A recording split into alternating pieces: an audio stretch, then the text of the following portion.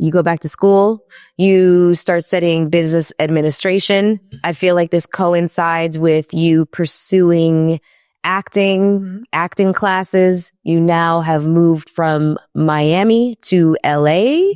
Okay, so we are in the mid to late 2000s. Okay. How different was your life when you moved to LA from Miami? Because Miami seems like a really like fun happening town. It's sleepy.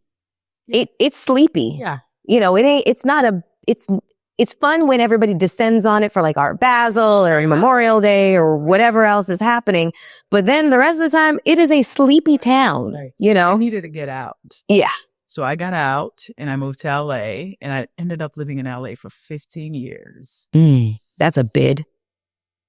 Yeah. After living in New York and LA, I can easily say, people are like, what's the difference? I'm like, New York is hard on your body, but LA is hard on your soul. Do you feel that way? I do. Yeah. I do. Survival of the fittest. So what was life like living in LA as an ingenue, this young, beautiful chocolate girl? Did you find that colorism existed even in that industry? This is your experience, mama. I don't have it because, you know, I'm as white as this paper. Colorism has followed me my entire life. You're talking about a Black woman who has an accent, who is dark, who is different in so many ways. There were advantages to being me, right? Tell me about an advantage, because I don't think that that's discussed enough. What was the advantage to being? People wanting to be in my presence, people wanting to know me, people wanting to date me, whether experimental or not. Be seen with you. Yeah. Yes. And I knew it and I went along with it. You were always so good at that. Why not? Yeah. Okay, well, let me ask you this.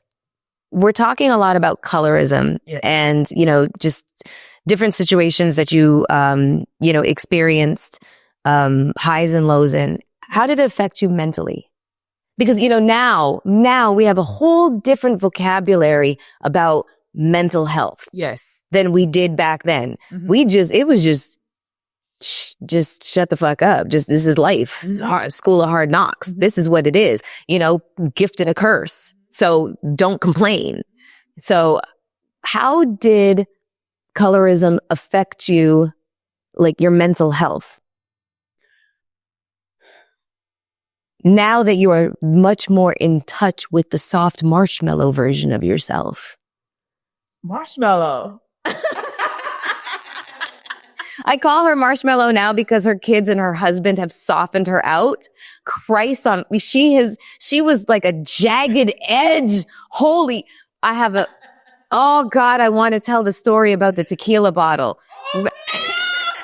So badly. The tequila bottle I drank? That one.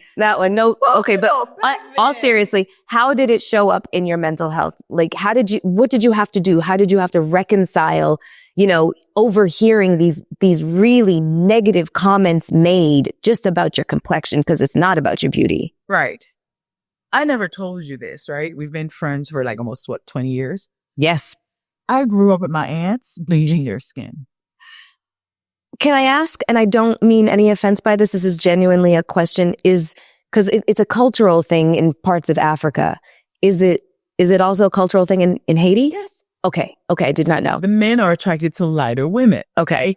So I grew up seeing them using lighting cream, and because of that, from 8, 9, 10 years old, I just learned to love who I am. But how?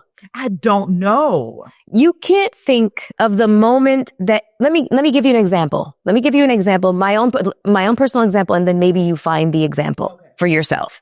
So one time, I think I was like 6 or 7, I'm outside playing with my friends, and one of my friends from across the street, their cousin from the States came over.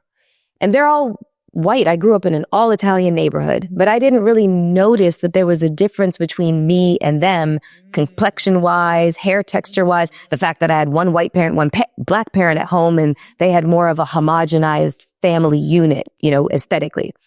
And so the cousin said, "Oh, you're a nigger." ER. And I'd never heard the word before. And I was like, no, I'm not. Because, well, it sounded like an accusation. I don't know what the word means, but it's like hard N, hard G, hard R. It's not a pretty word. Even by somebody, the standards of a child who's never heard the word before, it sounds like an indictment of some sort. It sounds insane. And so instantly I'm like, no, I'm not. And he's like, yes, you are. And I couldn't understand this like rush of feeling these emotions that didn't make sense to me because I'm 6 and 7 years old, but I felt shame. I felt humiliation. I felt embarrassment. Cause how did this person that I've never met before accomplish all of this stuff by just labeling me as something that I don't know what it is, but I know it seems like it's a hurtful term, but I'm confused right now. So I go home crying and my father was just like, get over here. What is wrong? Who did it? What's going on? And I didn't want to tell him because I was so embarrassed too. A 6-year-old feeling shame, humiliation, embarrassment. Like that's wild. And finally he just got it out of me. I was like, the boy across the street, he called me this. And my dad grabbed me by my shoulders and he said, the next time somebody says something like that to you, you tell them that you have the best of both worlds. I'm like 6 or 7 years old. And when I say that got etched in my brain to where that is how I started, that's why I don't really go back and forth with people about, well, define who you are. You're biracial, but whatever they try to project onto me. I have never felt this pressure to define which side do I, align myself more with or whatever the case is. I am what I am because that's what I am. And that's it. That's the only conversation. That's it. It's not even how you view me. It's irrelevant. It's how do I view myself? So I'm interested because you had all of these examples of women that were living up to a standard of beauty that forced them to change their physical appearance and harm themselves to a certain extent. At 8, how did you have the resolve to say, that is not me, I am beautiful, and there's nothing left to discuss? My husband tells me this all the time. We've been together 10 years. He says, you are so resilient. You're able to flip your mind. From the time that I've been a young girl, I just have seen examples and decided to pivot. I saw these women, my mother even, right? I didn't have a great relationship with her, but whenever I would see her, they grew up around men that preferred lighter women, right? So I would see them at night putting the creams on. And mind you, that shit hurts because they can't expose themselves to the sun, right? Seeing this at 6, 7, 8, 9, 10, somehow you develop a sense of like, this is crazy. I'm either going to go this way or that way. I just decided to pivot against that. There's this personal confidence and love. And maybe it's through affirmations. Maybe it's through just a self, I don't even know how to explain. A strength in self? Yes. Self-esteem, self-worth. Self-worth. Mm-hmm. And you know me, I've always been the type of person that can focus on some shit and make it happen. Yeah. I can manifest anything. I can believe anything and see it happen, make it happen. So for me, it's an innate just want that I have. From seeing that, you're going to love me as I am. Mm-hmm. Dark, and I'm going to drive you crazy. Yeah. I'm going to be a magnet.